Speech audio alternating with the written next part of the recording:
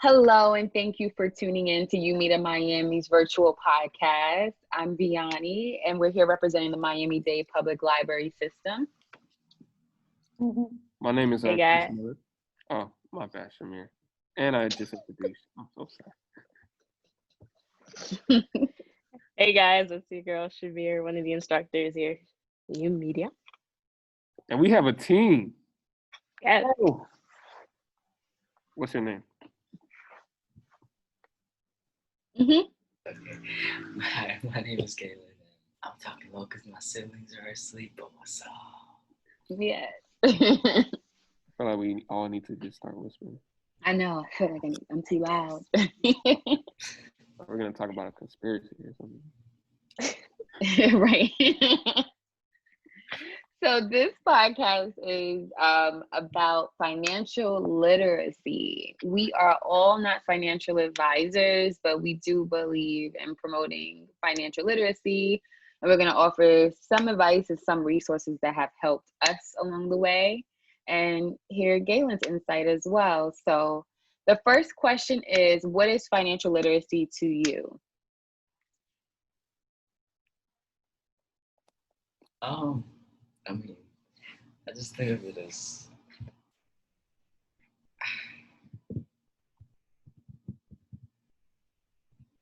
how you like words or stuff that can help you better your economic standards, I guess. Yep. Just help. You said words that help you understand. What? What did you say? I mean, I honestly don't know. I just think it's like. No, he was right. No, you were right. Something, yeah. Yeah, you definitely were onto something. It's basically, in layman terms, it's the ability to understand how money works, how someone makes money, how someone manages money, how they invest it, and also how they expand it. So that's what financial literacy is in layman's terms. So you're definitely correct. I'm not gonna lie. I still be confused by that term. I feel like there's a professional answer that I need to give. Hey. Like financial. I think it's because of the literacy part of it. Mm-hmm. Well, people hear that and they're intimidated. Is that economics? Is that the GPO, whatever, of the economy, something like that? But yeah, like Vianney says, it's basically the possession of skills that allows people to make smart decisions with their money or their finances. It makes sense because finances, you're dealing with money, and then literacy, I think that's to the ability to understand, right? Especially when you communicate. So you're communicating, like Vianney was saying, how money works. You understand what to do with money. That makes sense. Great. So I'm just curious, Galen, have you, or are there any financial literacy or finances type of classes in your school? But yeah, I'm actually taking economics right now. Oh, okay. And there's a lot that I've learned. They taught me entrepreneurship. They taught me about all these vocabulary terms that I cannot remember at the moment. There's monopoly, oligopoly, something else, opoly. And then they talked about marginal stat analysis and how to manage your money, invest in capital, and it's a lot. That's amazing. What grade are you in? I'm in ninth. Wow. Oh, wow. Starting you off early. Awesome. That is awesome. You're going to 9th or you're going to 10th? I'm going to 10th. Okay. That's crazy because I didn't take economics in high school. I didn't take it till college. What? You never took it in high school? No. Oh wait. I never had to take it in high school. That's true. I mean, when I took it, they said it was a senior course, and I was like, This must be something new they added then. I mean, I think the closest thing they had a career development class, but they didn't really teach you. They didn't, but it was kind of like a freshman class where they career development is they just tell you how to choose your job and how to get it to a job. Yeah, Yeah, basically. And I think they didn't really go too into like the details of money, but I think my teacher like mentioned it a little bit, like how to find a job, and open up a bank account and all this stuff. But yeah, economics is crazy because I actually felt that class in college. Because like Galen says, like there's so many like terms, like big terms, and like inflation and like learning about the economy. I don't know. And it was crazy because at the time I was majoring in accounting and I switched that major real quick. I was like, yeah, if I can't pass this class, then I need to find some other pathway to go because this ain't it. I'm not gonna lie. When I asked you, when I was like, you really never took it in high school, I was trying to remember, and to be honest, I don't think I took it in high school either. I'm just not remembering. Like, I really never took any economics classes. It was in college, I remember. And so I don't know. I think that's kind of sad. Thinking about it, I'm like, we were never taught financial literacy, like that in high school. And I'm glad to hear that. I mean, well, you said you're in economics. Is economics and financial literacy the same thing? Like kind of ties together, sort of. I mean, kind of, but not really. Economics class pretty much teaches you like how the economy works and how like economy works in other countries, rather more than like, okay, how can you budget your money? They don't really teach budgeting. Or like budgeting. You didn't budget? Oh, maybe they changed the curriculum. I don't know. But when I took it, it was more like my professor taught more like, okay, you need to know the GPO. You need to know like stock. Like it was just more like the economy in general. Yeah, so like they taught you like what's an inflation? Like what's supply and demand? What's inflation?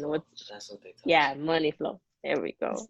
Look at you with Galen learning in school. So maybe like financial literacy is like an umbrella and there's different branches of it because you can learn like your personal budget, but then sometimes your money is affected by how the economy is running in that moment. Like if there's a recession going on, like you learn that in, let's say, like economics and how that affects like all economies. So in a sense, like to be financial literate, I think it would be best to know all of that. Because you're going to get affected one way or another. That's true. But it is, like what Chris, you were saying, it is crazy how like we went through like first grade to 12th and they didn't teach not one class like solely on like personal financial literacy, like how to save money or how to open up a bank account. I don't even think there's a class on that. I think I think I learned that to open a bank account like through friends. Like friends were like, hey, I'm going to Chase and open a bank account, like you want to come? And then we went to the bank together, and then one of the bank tellers kind of like broke it down for me, and that's how I learned like how to open a bank account, but I wish it would be a mandatory requirement. I think it should be. For sure. Like they don't. I wish I took like how to file taxes. What taxes is. That calculated. I took that. Yeah, they teach me that in economics too. What? That's amazing. You go to a good school then. Yeah, what school do you go to, Taylor? I'll go online. I'll go online. Oh, that's amazing. That's such a blessing because I didn't learn any of that in school. My parents or like they learned stuff in school, but they didn't teach them life skills like how to make money, how to manage your budget, how to take care of a kid, how to own a house, and then all this stuff they need to learn. Or credit. Oh my God. I wish someone told me about credit before they gave me all this money. And I'm thinking I'm rich. I'm just swiping. Oh, bro. Nope. And then once I found out I got to pay that, once I have to pay it back, I was like, what? Wow. It's all about that interest rate. That interest rate. Woo. What you know Interest about rate. that, Galen? What you? I know This Galen knows way more than I boy. did. About to go into You're gonna teach my kids, because no. It's all right, hit me up, bro. I actually, I don't know if we do have some time. I wanted to share this video that I sent. It was on Good Morning America, about this little boy. He's 8, and it's amazing because he literally knows more than I knew by the time I got to college, perhaps. I don't know if anyone's seen it. Has anyone seen it? No? Okay. So let me share.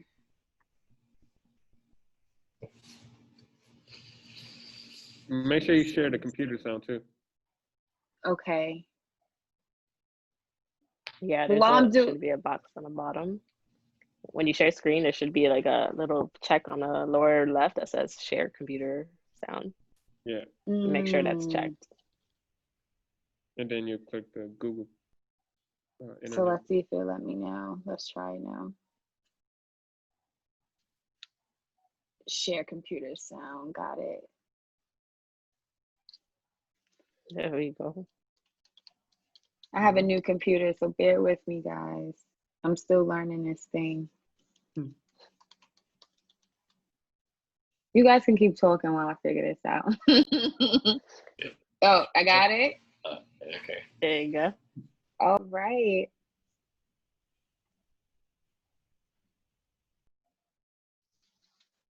Is it muted?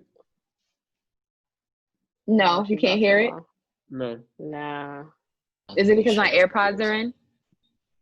Bro. Shared it.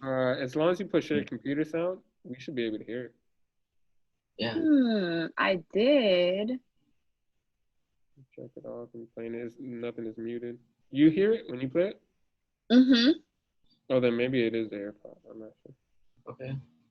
Should try to put it on now without the AirPods. Let's see if it'll let me. Let's try it now. Can you hear it? Nah. Okay. So I'm having issues sharing it. Give me one. Hold on. Play it one more time. We heard her computer. Cause I heard the computer. Is the act of becoming. There you go. There you go. Okay.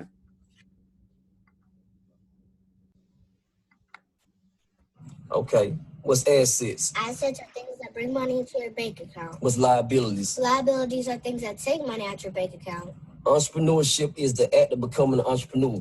What's entrepreneurship? Entrepreneurship is a process of setting up a business or businesses. Taking on a greater than normal. Financial risk. What's an entrepreneur? Entrepreneur is a person that organizes and operates a business or businesses. Also taking on a greater than normal. Financial risk. What's financial mean? Money. And what's risk mean? Chance. Come on. What does it mean to own stock? When you own a share of a company. Come on. What's real estate investing? Real estate investing is when you invest in a immovable property. What's the two types of real estates? Commercial real estate and residential real estate. What's commercial real estate? Commercial real estate is property for businesses and workspace, like an office, store, or land. And what's residential real estate? Property to live on, like a house, apartment, or condominium. Come on. It comes with extra fees when you have real estate, you feel me? Daddy tells you how many times he pays his state property tax a year. Once a year. What's the type of maintenance fee? Cutting grass. Come on. What's HOA? Homeowner association. And what comes along with that? HOA fee. Come on. And when it comes to the brokerage percent, what's the percent is that? 7. Come on. What's equity? Equity is the difference between what your business is worth minus what you own. Also assets minus? Liabilities and debt. Good job. What's credit report? Credit report is like a report card letting you know how well you did by paying your money back you borrowed. And how does credit affect your life?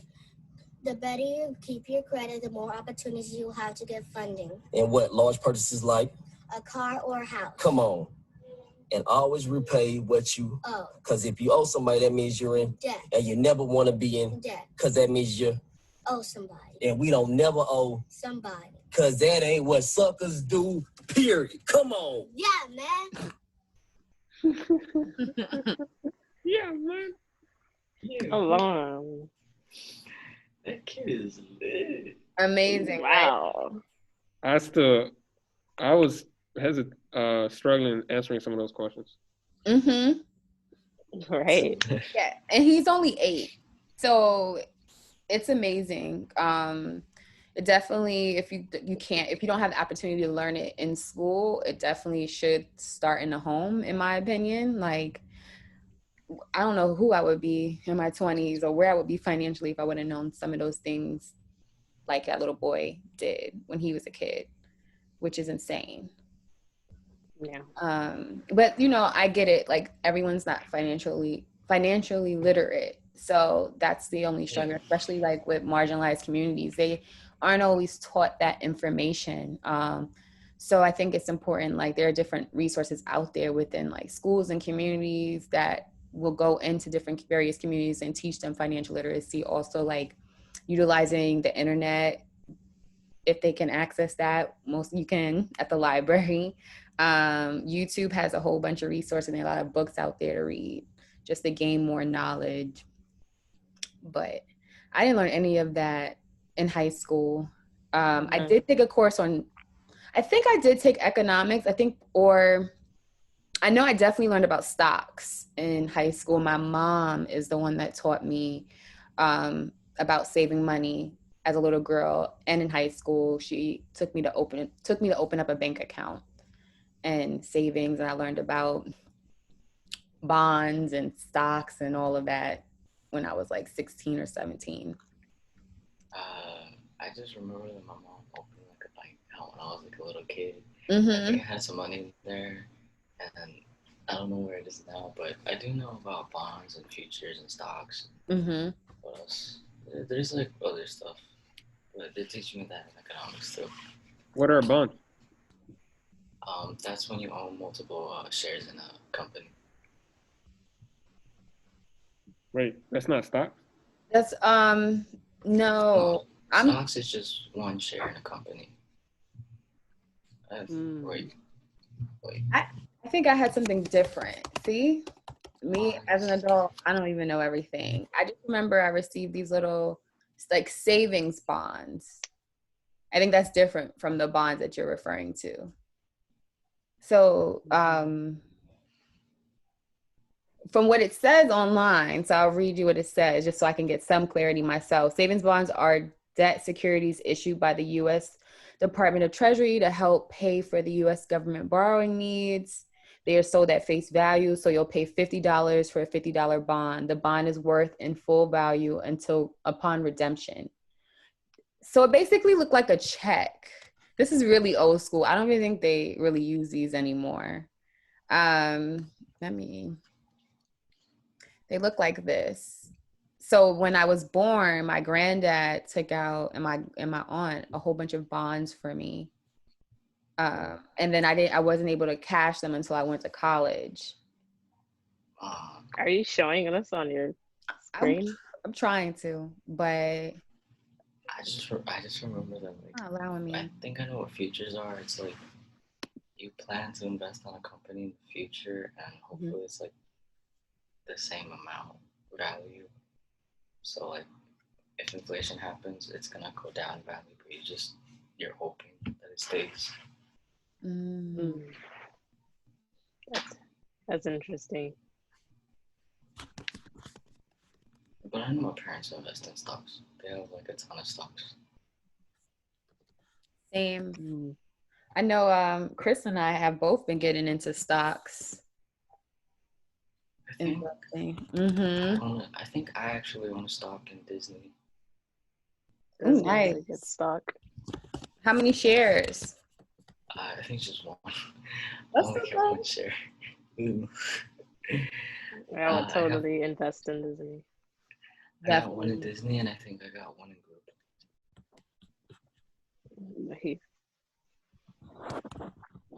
Oh shoot! Okay, I'm so sorry. I gotta go to a dance class. Oh. Okay. No problem. Thanks for coming, Gabe. Good seeing you. Thank you so much. All right, Gabe. Bye, guys. Bye. Bye. This is a bond? Yeah, these are savings bonds. So What? I thought bonds were so there's obviously people get paid or people want to take out money way much more than in the hundreds than $100 bills could do. Bonds, I thought they're like issued to, they're like big checks, really big checks, where the bond, it's worth that no matter what. So if I give you a bond of $1,000, that doesn't change. So like here, I'm just going to the Wikipedia definition. Or here, I'll go to two definitions. This one seems a little bit more simple. A bond is a fixed income instrument. That's funny. They use the word instrument.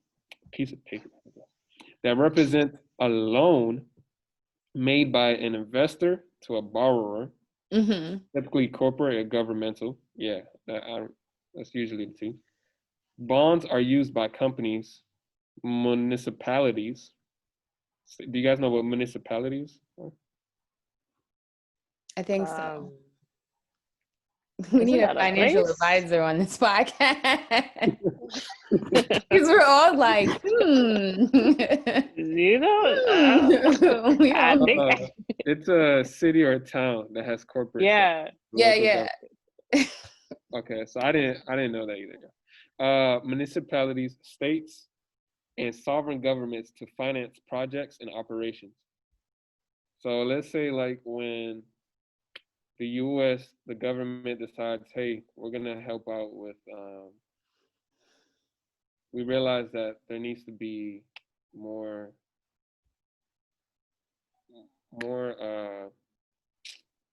recreational spaces, more theme parks. I'm just making this stuff up. More theme parks in the not the Pacific, I guess the Pacific, right? In the United States, whatever. Because it's boring there. They need more theme parks. It's just that. Okay. Sorry for anybody that gets offended.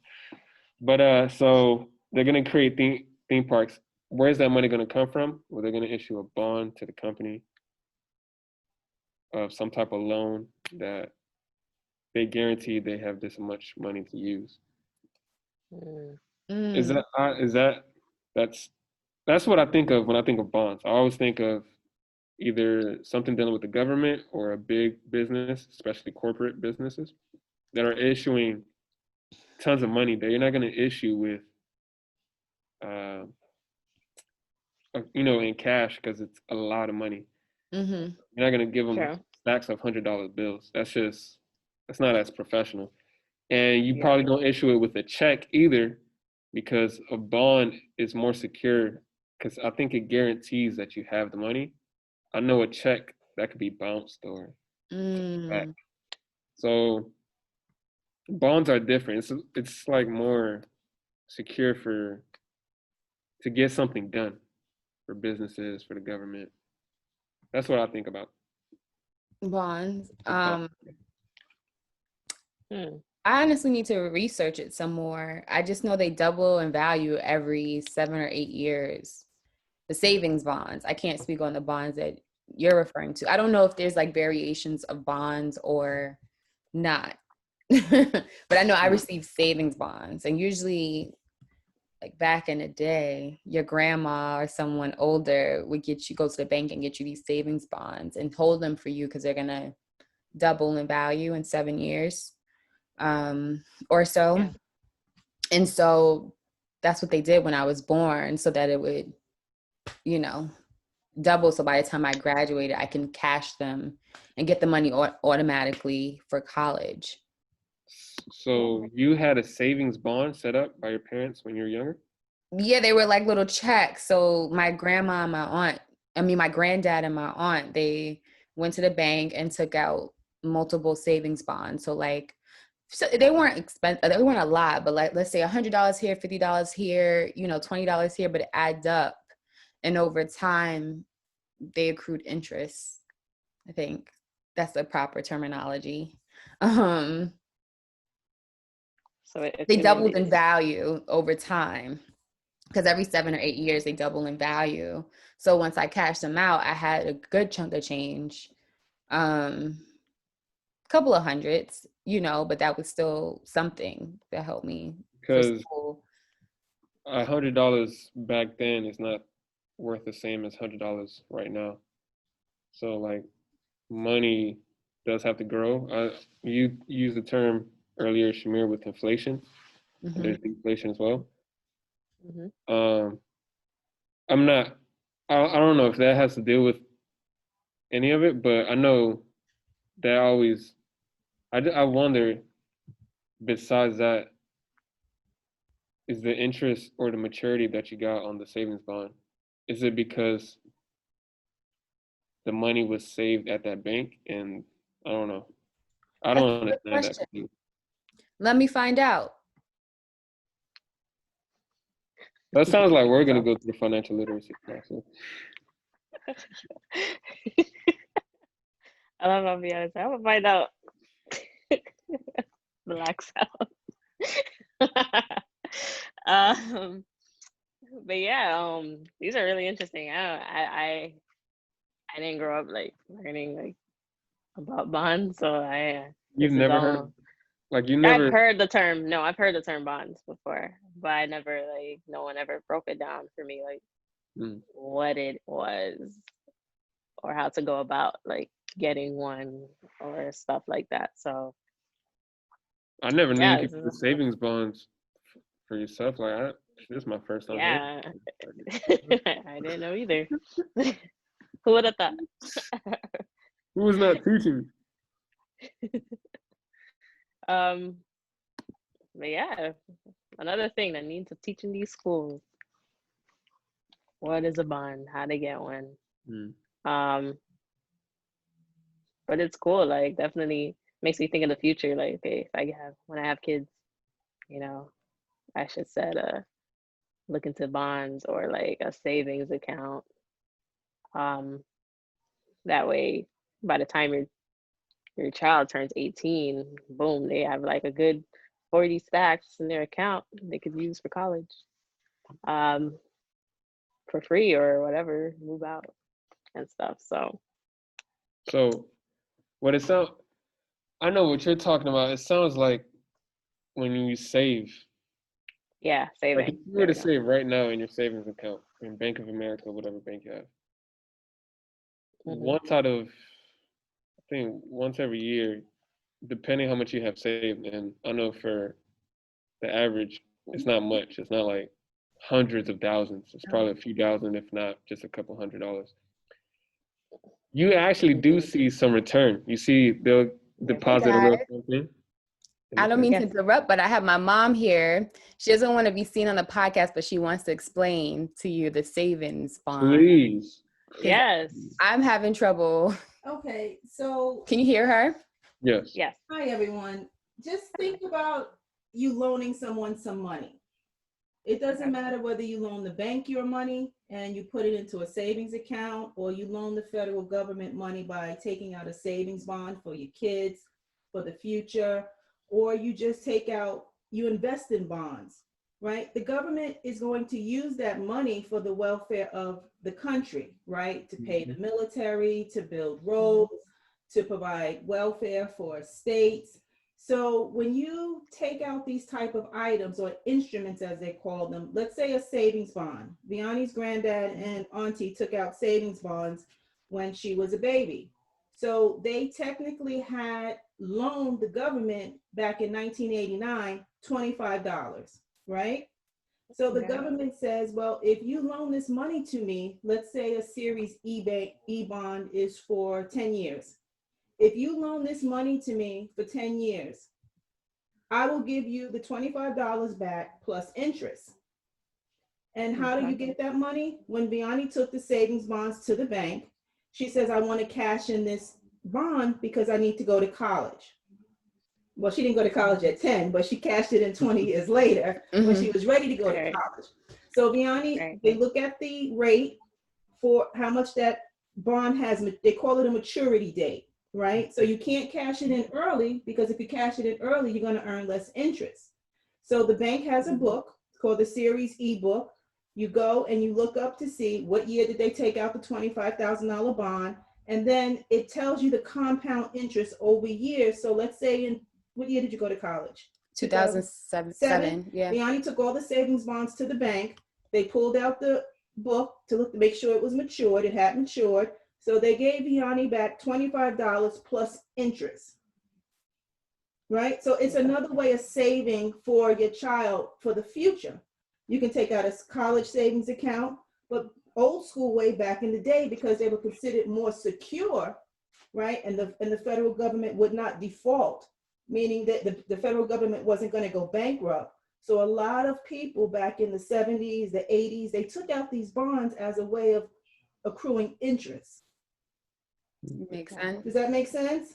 Yeah. So it's like you're lending your money, which you're doing that when you put money in a savings account for the bank to use for whatever reason they need to use it. That is correct. So the bank is, yes, on paper, it says that Vianney has $100 in her savings account, but technically the bank is taking that money and reinvesting it. They're investing it into loans for construction loans to companies that come to the bank and say, I want to take out a loan. If you want to buy a car, they're going to take that money and lend it out to other people. Why? Because 9 times out of 10, well, let's say 99.99% of the time, they're charging that construction company a higher interest than they're going to pay Vianney. So that's how they make their profit. So Vianney, she puts $100 in a savings account, they're going to pay her 1% interest. But when that construction company says, I want to come borrow that $100, they're probably going to charge the construction company 12% interest. And what advice would you give to teens that are trying to learn about financial literacy? Something that you wish you would have learned when you were in high school? Good question. In high school, I wish somebody would have told me to save. When I was working at McDonald's at my first job and running to buy sneakers and clothes and all that stuff, because I always felt that I had another paycheck coming next week, I never really saved. Had I understand how money compounds, right? Because today I put up $5 in the bank, it's going to earn interest. So tomorrow, my $5 is now worth $5.25. So on day 3, I'm not earning interest just on the $5. I'm earning interest on $5.25. So my interest is compounded and compounded. That's why if they say in 2020, if you have $10,000 in the bank, in 20 years, that $20,000 or that $10,000 will be at least $18,000. Why? Because the interest compounded. So I wish somebody would have just said, put away $5 a week, $10 a week, $13 a week, and pretend like that money is never there. When I reach the plateau of, let's say, $300 or $400, I'm like, oh, I got enough money to go shopping. But I would save that money, because today, 10 years away from retirement, can you imagine if I had been saving all of these years? I would be so much ahead of the game as far as a savings account. And you may say, well, 30 years from now, 40 years from now, 50 years, that's a long time. But you just don't understand the value of money when it's compounded to know that your future is secure. And that's what I wish somebody would have told me.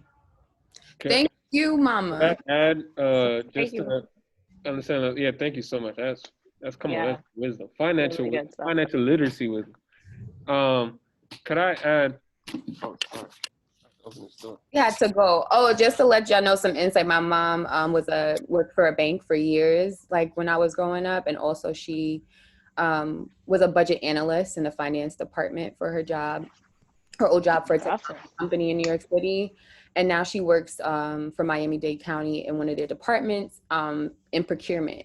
So she knows money. So she was explaining it to me, and I was just like, Ma, you need to come and explain it, because to her, it's like, gets it. Like, she gets it. But for me, learning, it's like, that's a lot to explain.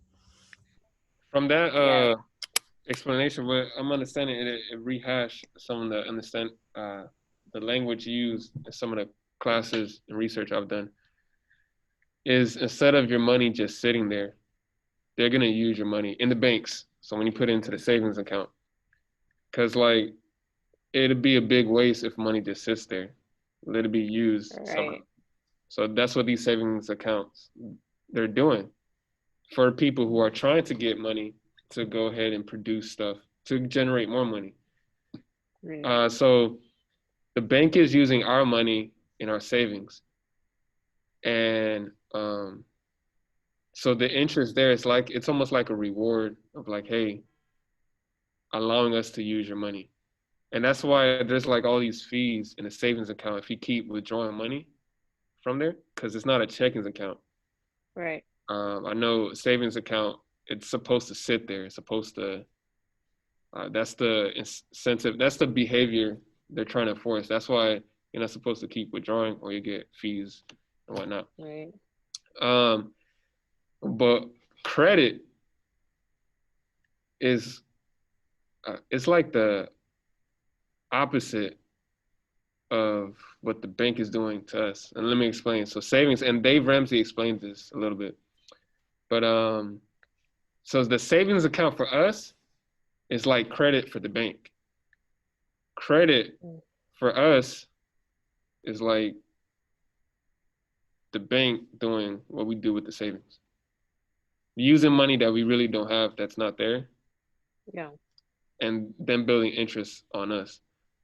So it helps when you're able to save and build that up. But credit, you're going to end up paying them more for using money that you didn't have. So, yeah. And it's tricky because with credit, you're doing everything to get a score, like, you know what I'm saying? Mm-hmm. Or to keep up a score. It's kind of like a grading system. Like they're grading you with how well you're doing, like with repayment, whatever. Mm-hmm. And there's other factors in it too, with credit, like your age, the age of your credit, and a bunch of other stuff. I can't think off the top of my head. But yeah, I wish credit was definitely something that was taught in school for sure. Because I don't know, a lot of kids, like, they apply, these companies come at you, especially once in high school, like fresh out of high school, like, hey, get this card, you're gonna get $5,000. Yeah. And us as a teenager, that's a lot of money. It's like, what, $5,000? Like I'm gonna go buy, I could buy a car, and all this stuff, but they don't explain like the interest and like you have to repay that money like monthly, and if you miss a payment, your score gonna go down real bad, like really bad, and stuff. So yeah, that's something I'm tackling myself. Yeah, credit card companies too. They'll prey on you as soon as you. I remember my first purchase. It wasn't my first credit card, but my first big purchase was my MacBook. I bought my MacBook with I think Apple had like a credit card at the time. And boy, did I regret it. I wish I didn't. I wish I had saved up cash and paid for it cash. Instead, especially with big purchases, if you can't afford it in cash, don't buy it. That's a lesson I wish I had. But yeah, I know you guys' experiences were credit. Yeah. You want to go first, Fiona?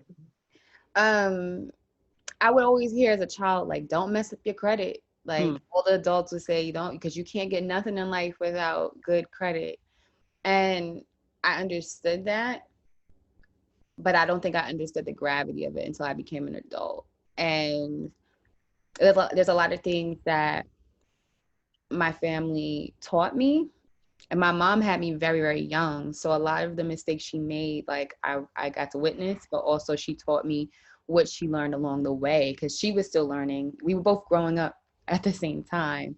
So I think I definitely believe like a lot of my peers, a lot of people at the time, I'm losing my train of thought, but basically like when I went into college, I definitely think we were preyed on and there was we were just ignorant. There was a lot of things we didn't know. Like you see a shiny credit card being waved at you, you're like, ooh, and you jump on it and you're like, okay, well, I'm gonna use this to buy books, but I'm also gonna go to Zara.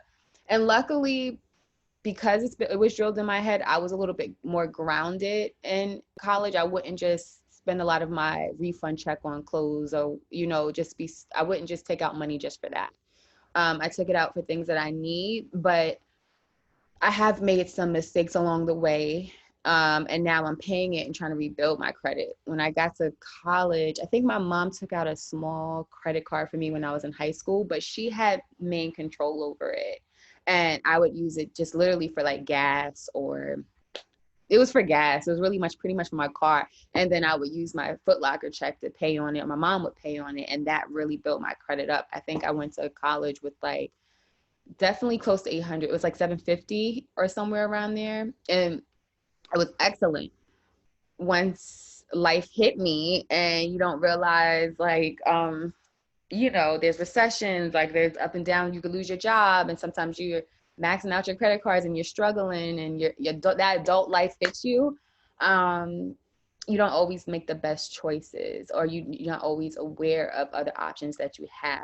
So I wish I would have paid more attention to and taken more financial classes in college. And I wish that they would have offered that to us starting from elementary school. I think it should be taught. Some basic finance, lessons should be taught since you were in elementary school, and you just build on top of that throughout your academic studies. I shouldn't have had to wait to college to be preyed on. And, you can't even drink at 18, but they'll say, here, but sign, for these enormous amounts of school debt and enormous amount of loans. You can take all this money, but you can't even drink, you have to wait till you're 21 to do that. Like, it's like, it doesn't make any sense. I'm not saying that we should be able to drink, but I'm just saying like, how the system is set up so that you can fail and get trapped in this like this rat race to try to get yourself up to the top. But sometimes we're not always equipped with the knowledge that we need. Yeah, I understand credit now a lot better after going through it with Dave Ramsey. And in layman's term is, how good are you in being in debt? Because that's what you're doing. You're just putting yourself in debt. You're using money that you don't have right now. The best thing to do is to never get money, never to use or try to buy something with money you don't have. That's, there's even biblical verses a lot about money. And when it comes to being in debt, and just the dangers of that, because it feels like it is, in a way, it's slavery. It's like you're under this pressure of, I got to pay things. And we hear it all the time when we're hearing people, I'm living paycheck to paycheck, not just because of how much we're earning, but it's the bills and stuff we're paying back. And when you see what we're paying back, a lot of time is things that we try to get without, that we didn't have the money for in the first place.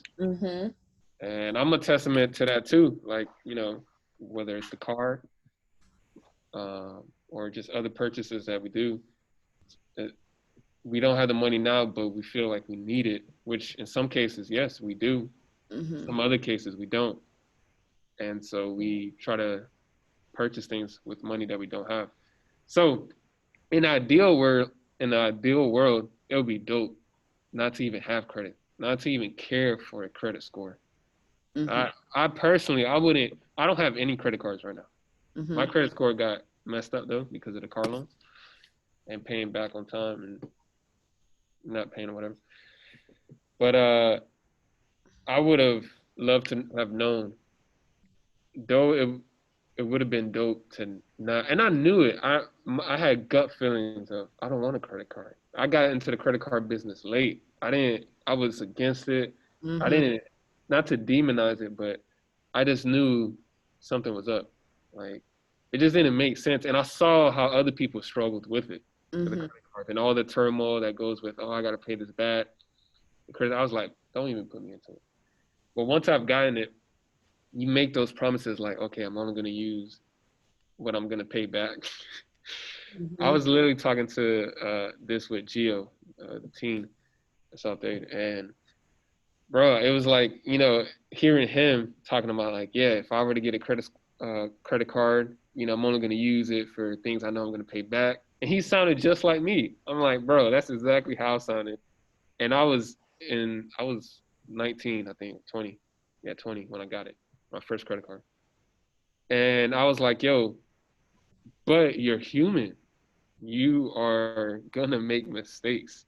Not to say that there's people who don't have that discipline and self-control, that knowledge too, that could actually use a credit card in the right way. But we act off desires sometimes when we shouldn't, and we purchase things that we really don't need, that we just want. So with that being said, now I'm learning more, yes, the importance of why people do need a good credit score, because there are things in life where people who are going to take risk and they do want to launch off something, especially ideas. This is for my creatives or entrepreneurs, and you're trying to produce something and you don't have the resources.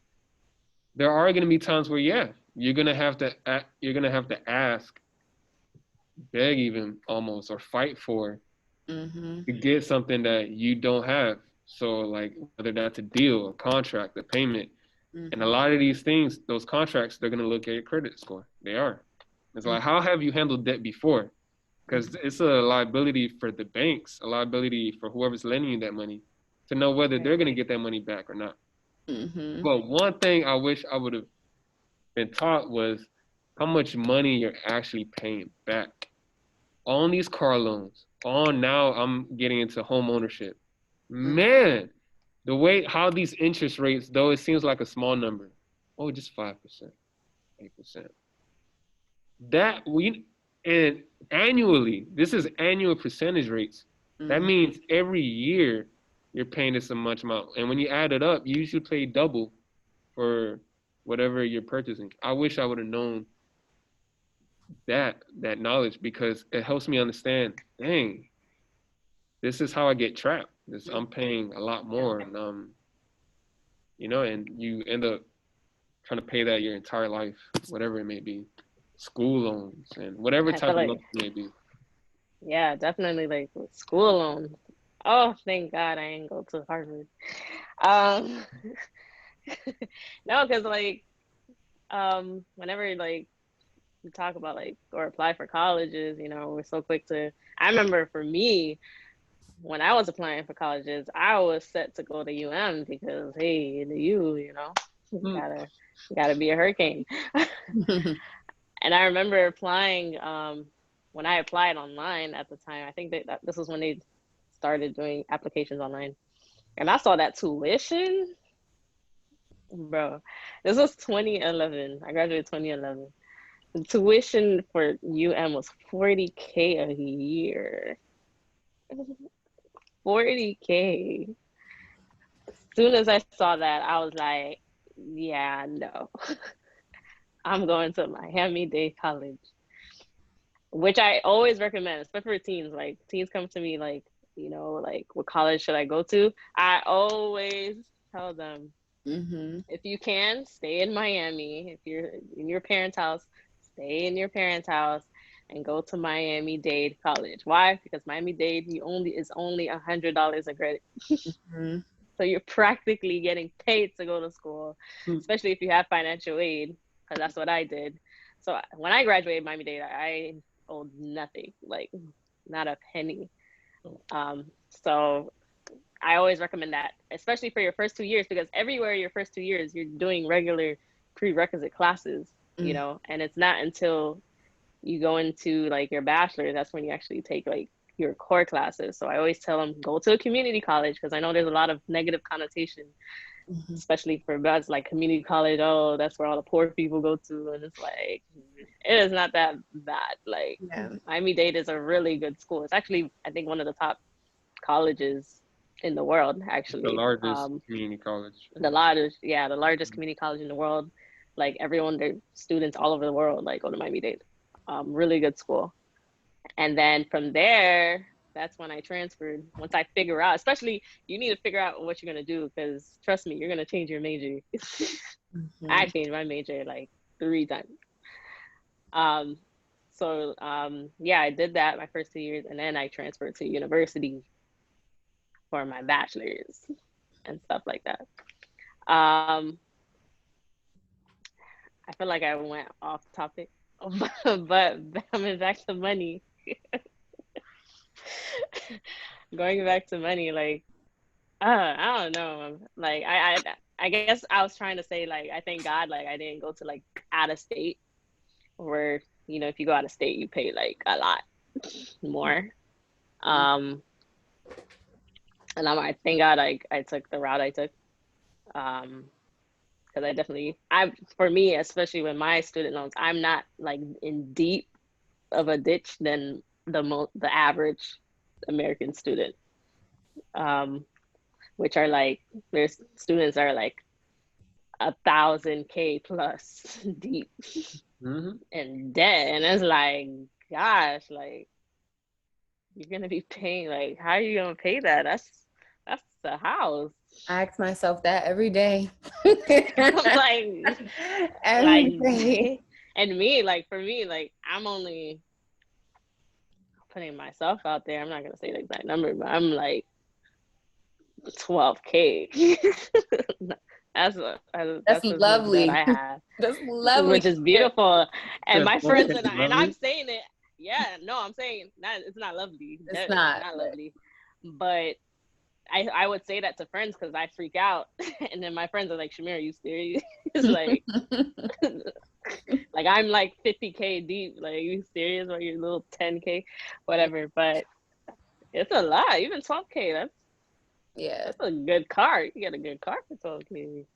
Like good recent car and a used car. So, but yeah, that's another thing. Like I encourage teens, like if you to go for the cheapest route possible. Like stay in state. You don't have to leave. I know you want to leave your parents' house, but you don't have to. If you can stay in your parents' house, you could save way more money. Especially like with a job, if you're working full time, and because with outside universities, you gotta pay for like lodging, dorms, and stuff like that. But yeah, take the cheap route with school. That's great advice. Definitely. Yeah. How about you? we're all thinking about life right now. We're all just like, you got me like, thinking dang, if I could go back 10 years. If I could go back. Why did I get my master's? The things I would do, I know. The things I would do differently. No, like if I was to, sometimes I wish I was like a reset button. If I could go back to like my high school graduation, like I would, and with the knowledge I have now, like I would save so much time. I would not be in debt right now. Or if I did, not like deep debt, right? Because it's a trap, like Chris said, it's a trap. Like once you get one, especially, oh man, I would, with all the credit cards, like every store has a credit card and they're all offering you, these cards, and it's like, oh, okay, whatever. And you think like in your head, like, I'll use it, this one time, but it's a lie. Like you fall for it. It's like you keep falling for the trap. And then you rack up even more debt, and then next thing you know, you're like 10K deep in credit debt, with plus fine interest, which turns up to like maybe 30K, if you don't like pay it back in time and stuff like that. So,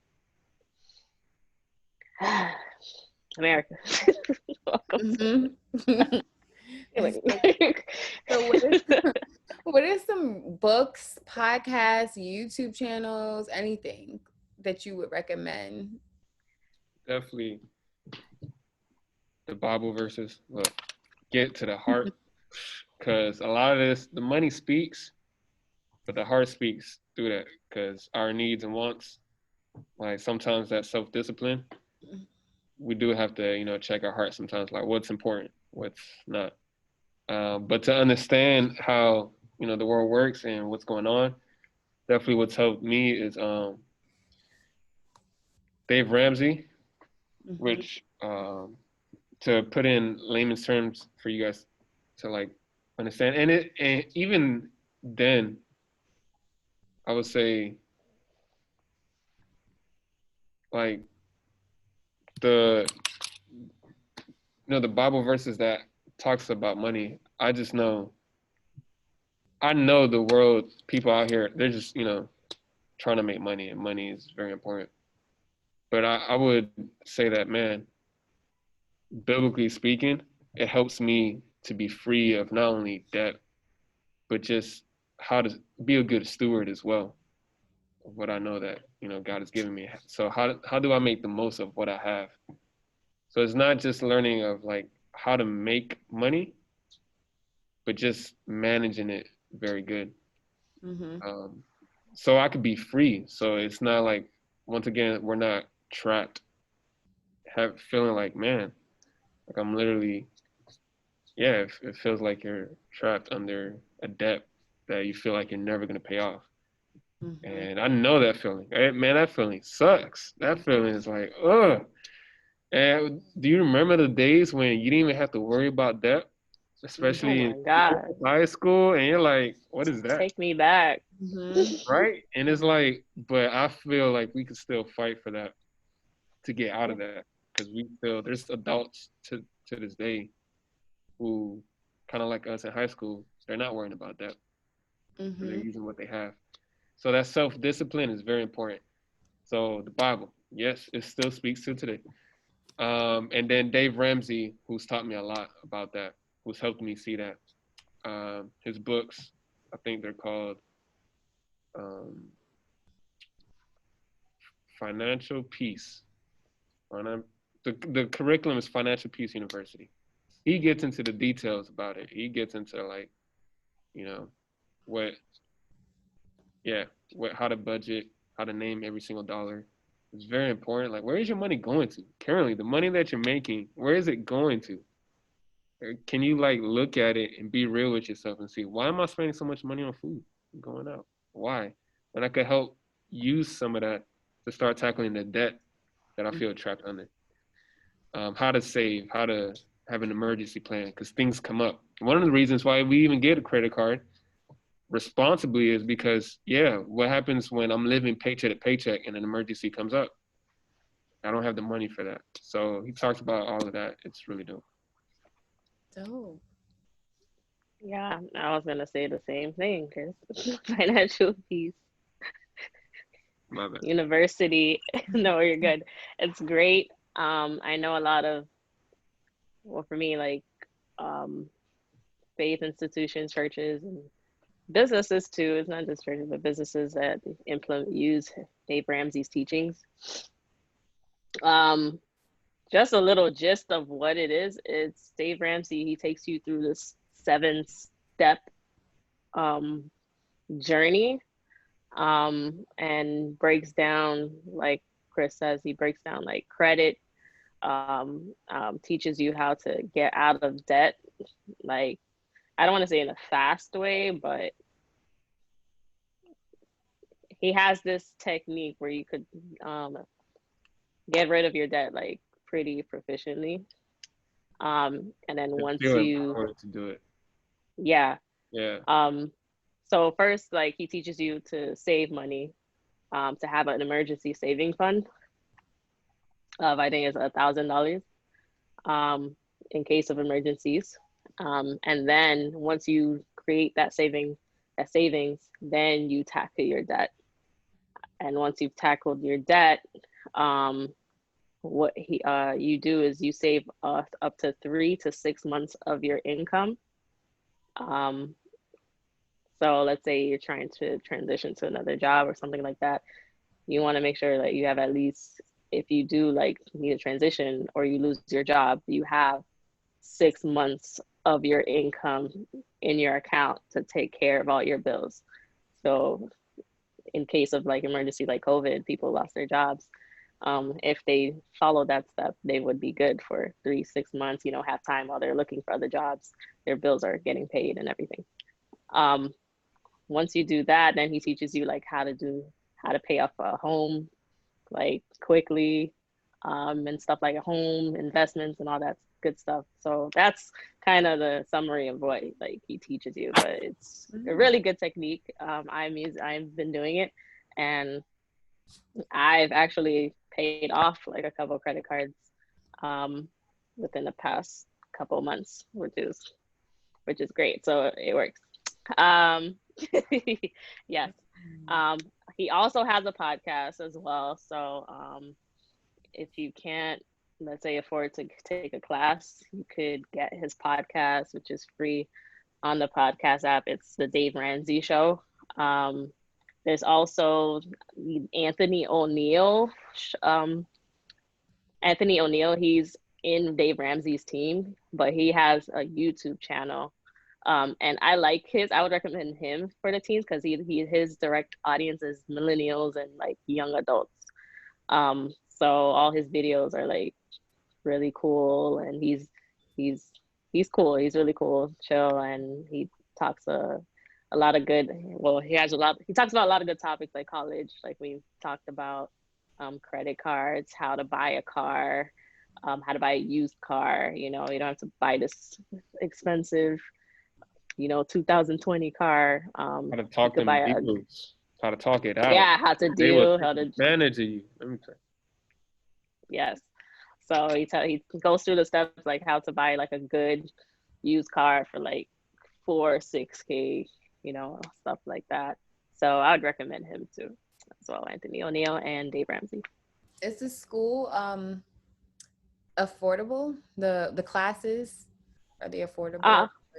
Yeah, Dave Ramsey's class. Yeah, it's pretty affordable. I did it through a church, and the class was $99. That's not bad. Yeah, it's $200, I think. Altogether. Yeah, I think if you do it through an institution, you'll get like a discount rate. Mm-hmm. But I think like if you do it straight through them, yeah, I think it's like 200 or 150 or something like that. But it's like it's a 8-week course.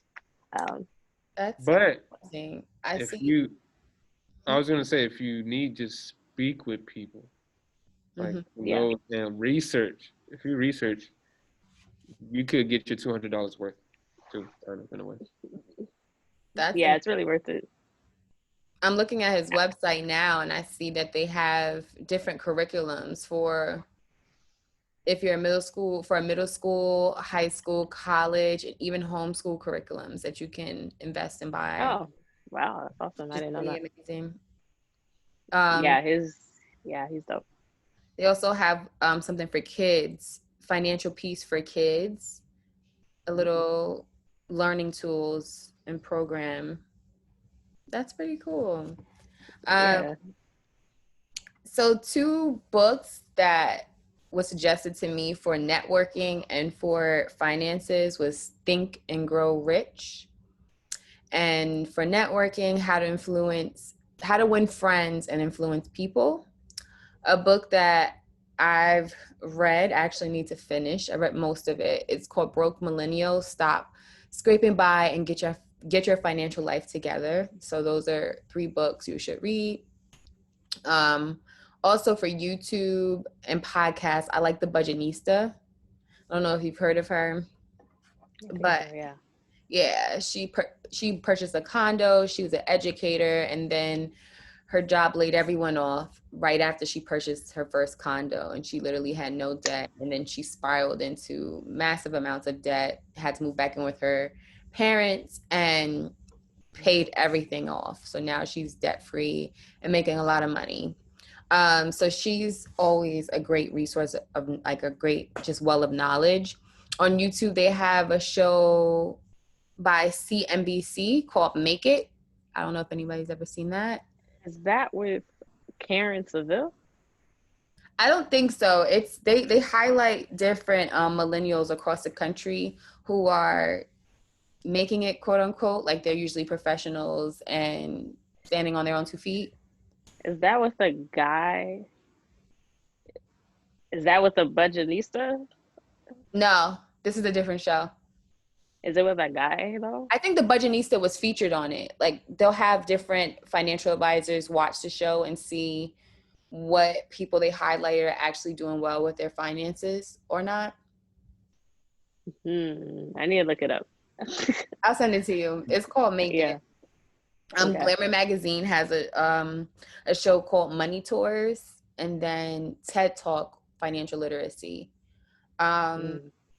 Anything financial literacy on TED Talk I like to watch. And I definitely recommend teens watch these type of YouTube channels or listen to these podcasts, read these books, even if it doesn't relate to them right now, even if some of it goes over their head, it's just knowledge for their future.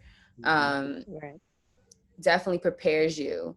And it's nice to see how other millennials are, quote unquote, making it, like how they're budgeting, how they're able to buy a home.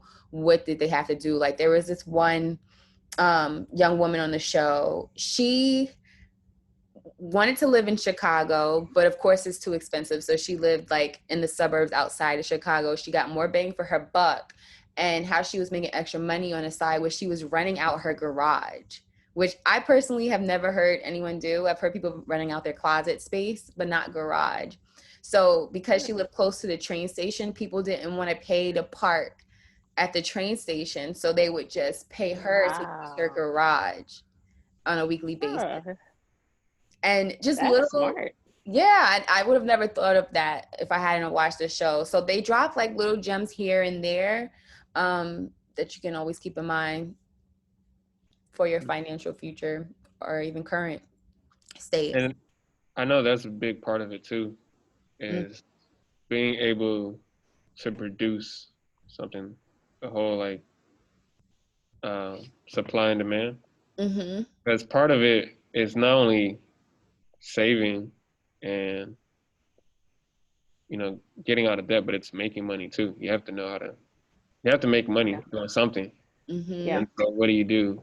It's not illegal to be creative and to try new things. Like, you could test new ideas. You could, I don't know, try to create something that people are going to actually want. And so that's a big part of it too. It's not only what do you do with the money, but how do you make the money as well? So that was interesting. Yeah, reminds me of another thing I've always heard that's important is creating multiple streams of income.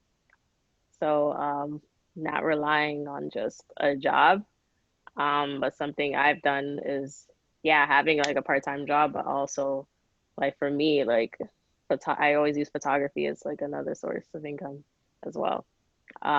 So definitely like for our teens, like definitely having a part-time job, having a job, but think about like other creative skills that you could use to help profit you, and creating another stream as well to bring money in. Whether it's like, well, for me, photography, what other things, like, because I know there's teams that own cameras and stuff like that. And it's like you could provide service, that as a service to make money. I just want for the teams put that out there producing music. There's literally people who low key be making money selling these people beats to multiple people, and that they're not known like that. They're not like. I think that's how a lot of like producers nowadays are getting. That's how they got discovered. Was they made a beat from like their college dorm, and if somehow put it on SoundCloud, and somehow some big artist, Drake, or something like gets a hold of it, and then next thing you know, like I remember there's this female producer, I forgot her name, but she won Grammys, multiple Grammys. She wrote for Beyonce and Jay-Z, everything. What's that album? The Carter's album. Everything is Love. Mm-hmm. Whatever that album's called. And Cardi B's Invasion of Privacy album. She became a producer because she went. Sorry, I'm losing my train of thought. But she was in college for. I think she went to Berkeley, like a top music university, and she was just making beats in her dorm and stuff, and then she put it out there in the internet on SoundCloud, whatever platform. And I think Kalani was an artist that reached out to her and featured her beat in her album. And because, you know, Kalani got big, other artists, like, I guess, heard her songs like, oh, who is this? And it was, I think her name is Nisha. And artists like Beyonce hit her up, Drake, and Cardi B, all these big artists, all of a sudden are hitting her up to fly. She was in New York, and she would fly to LA like every weekend to make beats for these big artists, to the point where she dropped out of school, and now she's doing it full time. That's amazing. And she won Grammys. Come She was on. a Grammy award producer. And I think part of it is actually believing you could do it too, especially for our teens, especially for those who don't know any of these terms, and this is something new, like with financial literacy, is believing that, you know, you can learn how to do this and you could do it. And for those of us, like I know us here that are in debt, you could actually get yourself out of debt. Yeah. Still be able to, you have to, you know, believe that. Go do it. Definitely. Learn it. Google it. Ask somebody. Ask your parents.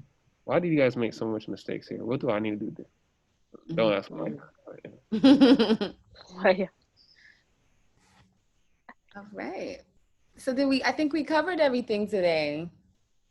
What? I didn't think it was going. What? Yeah. Going in like almost 2 hours. I know. And we didn't even ask like all the questions. This was strictly. No, I know. We started thinking about our lives and reflecting. Like, man. I know a couple of times I'm just like, man, you taking me. What am I doing? What am I doing in my life? But no, yeah. This was a good talk. It's a good conversation. Learn about bonds. Your mom came through. Thank you. Learn a bit more. Because I was struggling. I was just like, it's like a check, and I didn't know what to say. I'm like, I got it when I was a baby. You don't really see them that much anymore. But I definitely think, like, I guess one tip, I was going to say the multiple streams of income. I guess one tip I would leave is just like, don't be afraid of money and financial literacy. Like when I was growing up, I couldn't stand math, anything to do in that realm, because I was strictly like creative. I liked English and the arts. No, that's great, but also like this is a tool that you need to navigate life, and just look at money as a tool. It can also be a good thing when you know how to use it. And like Chris was saying, you don't put energy over it that it owns you. Like, no, this is a tool that you use, and you make it, and you can live comfortably if you know how to properly manage your money. So that's my little advice. Wow. Yes, so we have a podcast on Friday, and we would love for you guys to tune in to Friday's podcast. Shamir should be on that podcast, right? Yes, I am. I'm going to be there. Yes, Friday at 4 p.m. It's our second installment of the film podcast. So if you are tuning in on Instagram, you've seen the polls. We had, I think it was action versus horror movie won. So pray for me because I hate horror movies. But I'm going to watch it, and then we're going to talk about it together this Friday. I think we're watching The Lazarus Effect. The noises that you hear nice. when you wake up, or that little shadow you see in the corner, don't worry. Don't say that. I'm gonna get paranoid. All right. so tune into that. I think it's gonna be cool. I think so join that for sure. Definitely. For sure. Okay, guys, that's a wrap. We look forward to seeing you on Friday. Thank you for tuning in to this podcast. Bye-bye. Bye, guys.